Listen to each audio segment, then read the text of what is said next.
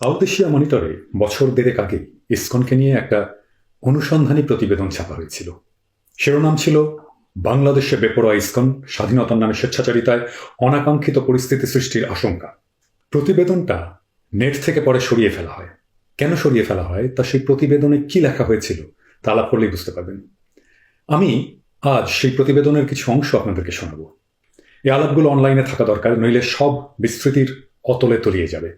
ইসকনকে নিয়ে আমার আগের ভিডিওতে অনেক ইসকন প্রেমিক বলার চেষ্টা করেছে ইসকন সম্পর্কে আমি ভ্রান্তি ছড়াচ্ছি, ঘৃণা ছড়াচ্ছি। আমি যা যা বলেছি ইসকনকে নিয়ে কোনোটাই ভুল বা ভ্রান্ত তথ্যের উপরে ভিত্তি করে নয়। অনেক ইসকন প্রেমিক নিছক গালাগাল করে গেছেন। আপনাদের ধন্যবাদ। কেমন ধর্ম পালন করছেন, কেমন কৃষ্ণ প্রেম শিখছেন তার প্রমাণ এইভাবে হাতে নাতে দেওয়ার জন্য আপনাদেরকে ধন্যবাদ।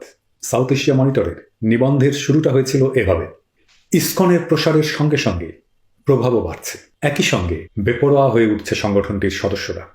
আজানের সময় ঢোল বাদ্যযন্ত্রের বিরতির রীতিকেও সমীহ করছে না তারা, যাকে স্বাধীনতার নামে স্বেচ্ছাচারিতা বলেছেন সনাতন ধর্মের প্রতিনিধিরাই।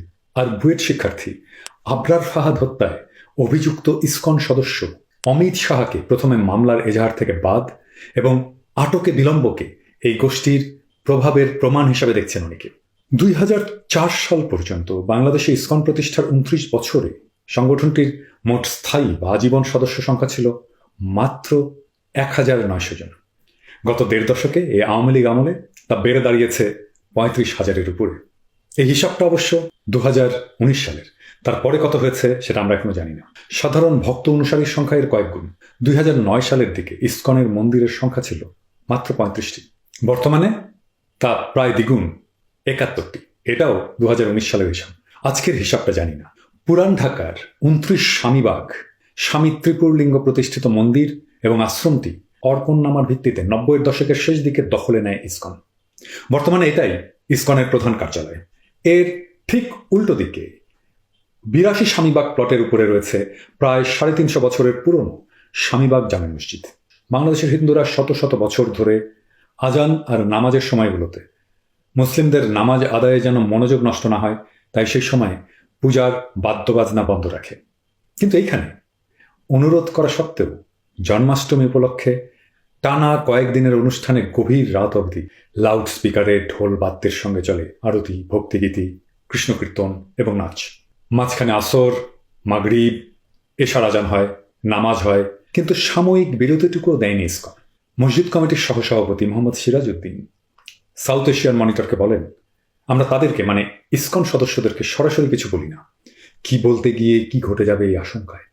যা কিছু বলি প্রশাসনের মাধ্যমে। থানা পুলিশকে বিষয়টি কয়েকবার জানানো হয়েছে। ইসকনই আমাদের কাছে আজান এবং নামাজের সময়সূচি চেয়েছিল, সেই অনুযায়ী তাদেরকে আজান এবং নামাজের সময়সূচি দেওয়াও হয়েছে, কিন্তু কয়েকটা দিন বন্ধ রেখে আবার তারা শুরু করেছে। এখনও সেভাবেই চলছে। সাউথ এশিয়ান মনিটরের সাংবাদিক মোবাইলে ইসকনের সাথে যোগাযোগ করেন। অভিযোগটি অস্বীকার করেন ইসকন বাংলাদেশের সাবেক সভাপতি এবং প্রবীণ ব্রহ্মচারী কৃষ্ণকীর্তন দাস। কিন্তু পরে তিনি বলেন, সবার বোধ চেতনা তো সমান নয়, আমিও সবসময় থাকি না, দু একটা দিন এদিক সেদিক হতেই পারে। আমার সামনেই একদিন এমনটি ঘটেছিল। আমি বন্ধ করার নির্দেশ দিয়ে বলি, ইউ ক্যান্ট ডু দ্যাট। তার মানে তিনি নিজেই স্বীকার করছেন যে কাজ হয়েছে, অন্তত একদিন এটা ওনার নিজের চোখের সামনেই হয়েছে। এরপর দিন ক্যামেরার সামনে তিনি বলেন এটাকে ছন্দপতন। তিনি বলেন, আমার মতে এগুলো ধর্তব্যের মধ্যে পড়ে না। এর আগে 2014 সালে রোজার মাসে তারাবির নামাজের সময় উচ্চ শব্দের ঢোল বাদ্য বাজানো বন্ধ করতে বলা হলে দুই পক্ষের মধ্যে উত্তেজনার সৃষ্টি হয়। স্থানীয় মুরব্বী, জনপ্রতিনিধি, পুলিশ এবং প্রশাসনের হস্তক্ষেপে পরিস্থিতি নিয়ন্ত্রণে আসে। তবে এই সব কিছুকেই স্বাধীনতার নামে স্বেচ্ছাচারিতা বলে উল্লেখ করেন বাংলাদেশ হিন্দু বৌদ্ধ খ্রিস্টান ঐক্য পরিষদের কেন্দ্রীয় সাধারণ সম্পাদক অ্যাডভোকেট রানা দাশগুপ্ত। তিনি প্রশ্ন তোলেন, যেখানে এত বছরের পুরনো একটি মসজিদ রয়েছে, মন্দির ও আশ্রমও ছিল, অতীতে সেখানে কিছুই ঘটল না, এখন ঘটছে কেন? রানা দাশগুপ্ত নিজেই বলেন, বেপরোয়া আচরণ শুভ কিছু বয়ে আনতে পারে না। ইসকন আন্তর্জাতিক একটি সংগঠন, পর ধর্মের প্রতি সহিষ্ণুতা মর্যাদা তাদের থাকা উচিত। তার মানে রানা দাশগুপ্ত নিজেই বলছেন ইসকনের পর ধর্মের প্রতি সহিষ্ণুতা নেই এবং মর্যাদাও তারা দেয় না। স্বয়ং রানা দাশগুপ্ত এই কাজ পছন্দ করছেন না। বাংলাদেশের হিন্দু সমাজের রাজনৈতিক প্রতিনিধিত্বকারী সংগঠনের শীর্ষ নেতা ইসকনের সমালোচনা করছেন। আমি এটাই বলেছি, এরা মানে ইসকন বাংলাদেশের সাধারণ হিন্দুদের স্বার্থের বিরোধী। ইসকন কিভাবে প্রভাব বিস্তার করেছে প্রশাসনিক লেভেলে সেটা নিয়ে ইসকনের কেন্দ্রীয় স্বামীবাগ আশ্রমের ব্রহ্মচারী সাউথ এশিয়ান মনিটরের প্রতিনিধিকে বলেছেন, ঢাকা মেডিকেল কলেজ হাসপাতাল, বাংলাদেশ প্রকৌশল এবং প্রযুক্তি বিশ্ববিদ্যালয় যেটা বুয়েট, খুলনা প্রকৌশল ও প্রযুক্তি বিশ্ববিদ্যালয় যেটা কুয়েট, বাংলাদেশ কৃষি বিশ্ববিদ্যালয়, সিলেট কৃষি বিশ্ববিদ্যালয় সহ দেশের প্রায় সব পাবলিক বিশ্ববিদ্যালয়ে শিক্ষকদের মধ্যে ৩-৪ জন করে ইসকনের ভক্ত এবং অনুসারী রয়েছেন। আর নতুন নিয়োগ প্রক্রিয়ায় সব ক্ষেত্রেই ২-৩ জন করে থাকছেন। এটা খুবই গুরুত্বপূর্ণ। ভক্ত থাকতেই পারে, কিন্তু নতুন নিয়োগ প্রক্রিয়ায় কিভাবে সব ক্ষেত্রেই ২-৩ জন করে থাকছেন? বুয়েটের সিভিল ইঞ্জিনিয়ারিং বিভাগের ছাত্র এবং বুয়েট ছাত্রলীগের আইন বিষয়ক উপসম্পাদক অমিত সাহা, যার রুমে নির্যাতন চালিয়ে হত্যা করা হয় তড়িৎ ও ইলেকট্রনিক প্রকৌশল বিভাগের শিক্ষার্থী আবরার ফাহাদকে, মূলধারার গণমাধ্যম, সামাজিক যোগাযোগ মাধ্যম সহ বুয়েট শিক্ষার্থী অনেকের অভিযোগ অমিত সাহা ইসকনের সদস্য এবং আবরারকে ফলো করা, তার ফেসবুক আইডি চেক করা এবং তাকে ছাত্রলীগের কাছে শিবির হিসেবে উপস্থাপন করেছিল অমিত শাহ। আবরার ফাহাদ হত্যার ঘটনার পরে সারা দেশে যখন ক্ষোভ এবং নিন্দার ঝড় ওঠে, তখন ছাত্রলীগের সদস্যদের বহিষ্কার, মামলার আসামি এবং আটক করে রিমান্ডে নেওয়া হয়। তখনও সবকিছু থেকে মুক্ত এবং ধরাছোঁয়ার বাইরে থাকেন অমিত শাহ। এ নিয়ে সন্দেহ, সমালোচনা এবং অমিত শাহ ইসকন সম্পৃক্ততার কারণে পার পেয়ে যাচ্ছেন এমন ধারণা সাধারণ মানুষের মনে বাড়তে থাকলে ঢাকা মহানগর গোয়েন্দা পুলিশের অতিরিক্ত কমিশনার আব্দুল বাতেন সাংবাদিকদের বলেন, ইচ্ছাকৃতভাবে অমিত শাহকে মামলা থেকে বাদ দেওয়া হয়নি। তদন্ত সাপেক্ষে প্রয়োজনে তাকেও আইনের আওতায় আনা হবে। যদিও পরে অমিত শাহকে গ্রেপ্তার করা হয়, তবে ইসকন অমিত শাহর সম্পৃক্ততা অস্বীকার করেছেন কেন্দ্রীয় আশ্রমের ব্রহ্মচারী এবং অমৃতের সন্ধানে পত্রিকার সম্পাদক সুখী সুশীল দাস। তিনি বলেন, আমরা তাকে চিনিই না। এই ঘটনার মাধ্যমে ইচ্ছাকৃতভাবে ইসকনকে জড়ানো হচ্ছে। একই বক্তব্য কৃষ্ণ কীর্তন দাসেরও। রথযাত্রা উপলক্ষে ফুড ফর লাইফ কর্মসূচির আওতায় চট্টগ্রাম নগরীতে সপ্তাহব্যাপী 10টি স্কুলের শিক্ষার্থীদের মধ্যে প্রসাদ বিতরণ করে ইসকন। তখন প্রসাদ বিতরণের সময় স্কুলের শিক্ষার্থীদের হরে কৃষ্ণ হরে রাম মন্ত্র পাঠ করানো হয়।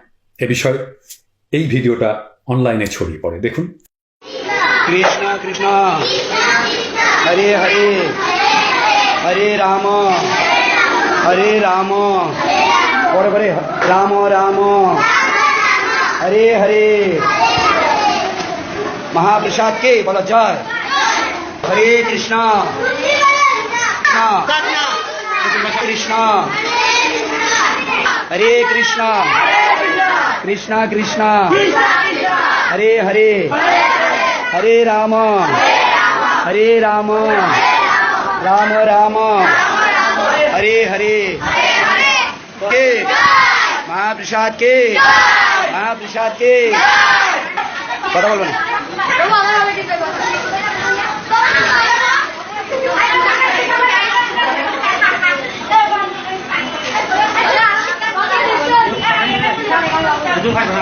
এইভাবে তোমরা চলো, তুমি চলে দাও, তোমরা চলো, এদিকে এদিকে বসো, তুমি এদিকে বসো, মামনি এখানে বসো,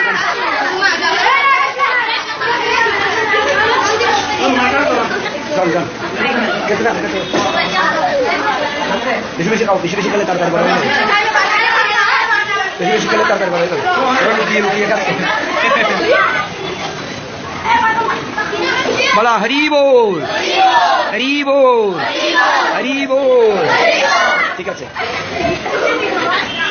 খাও খাও খাও। ও বেশি খাচ্ছে, ও বেশি।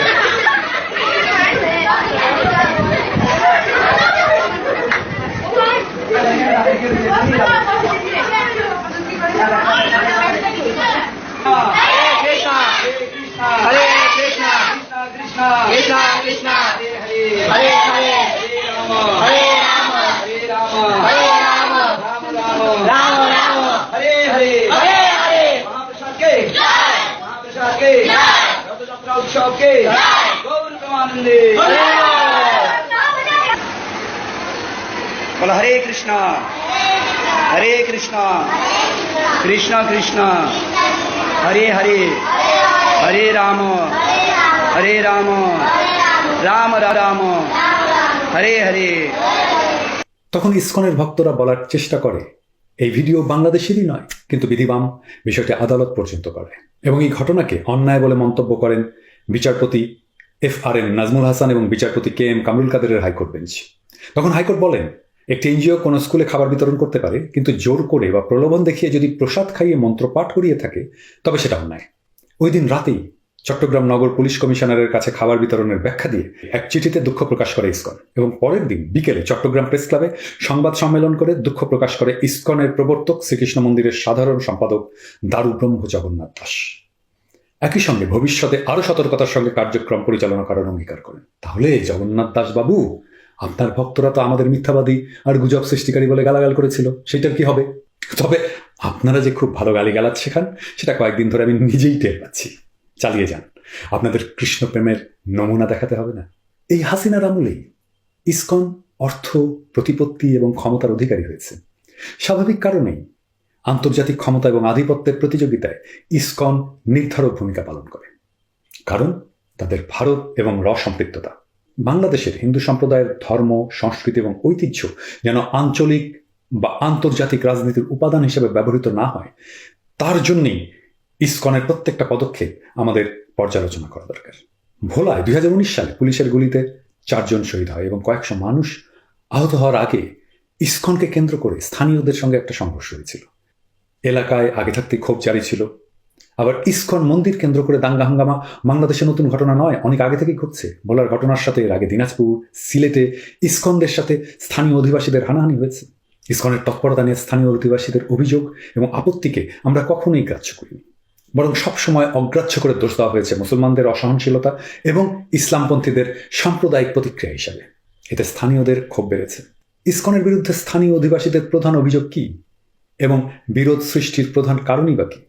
সেটা হচ্ছে হিন্দু ধর্মাবলম্বীদের মন্দির দখল এবং স্থানীয় অধিবাসীদের জমি দখলের অভিযোগ। সরকার কোনো অভিযোগেরই তদন্ত করেনি। ইসকন বাংলাদেশের সরকার এবং প্রশাসনিক পর্যায়ে শক্তিশালী। প্রাক্তন প্রধান বিচারপতি সহ পুলিশ প্রশাসনের অনেকেই ইসকনের সক্রিয় সদস্য। বাংলাদেশে যে বিপুল সংখ্যক ইসকন মন্দির প্রতিষ্ঠিত হয়েছে কিংবা ইসকনের বলে দাবি করা হচ্ছে, সেখানে জমি বা মন্দিরগুলো কিভাবে ইসকনের মন্দিরে রূপান্তরিত হলো? অনেক মন্দিরের স্থানীয় ইতিহাস আছে, কিন্তু প্রশ্ন হচ্ছে কিভাবে মন্দিরগুলো ইসকনের মন্দিরে রূপান্তরিত হলো? এমনকি হিন্দুদেরই জমি দখলের জন্য ইসকন এমনকি খুনোখুনিতে লিপ্ত হয়েছিল। ঠাকুরগাঁও সদর উপজেলার আউলিয়াপুর এলাকায় শ্রী শ্রী রসিক রায় জিউ মন্দির দখল নিয়ে 2009 সালে সংঘর্ষ জড়ায় ইসকন এবং 1 জন নিহত হয়। একই ঘটনার জের ধরে 2018 সালে মন্দির তালাবদ্ধ করে 144 ধারা জারি করতে বাধ্য হয় স্থানীয় প্রশাসন। বর্তমানে এই মন্দিরটি ইসকন দখল করে নিয়েছে। তবে শেখ হাসিনা প্রায় বিনামূল্যে 32 কাঠা জমি দিয়েছেন মাত্র 1 লক্ষ টাকা ইসকনকে উত্তরায়।